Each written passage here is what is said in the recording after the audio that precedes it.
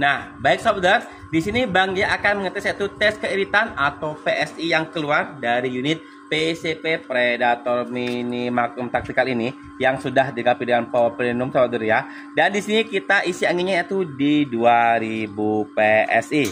Kita akan coba di beberapa kali tembakan. Langsung saja tembakan pertama. 1 2 3 4 5 kita tembakan sudah kita keluarkan dari angin 2000. Nah, di sini untuk sisa anginnya masih di 1900 saudara ya.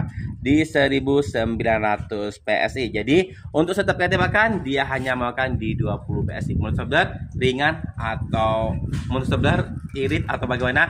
Silakan tulis di dalam kolom komentar. Yang berminat langsung digecap di channel Sport Guide Indonesia.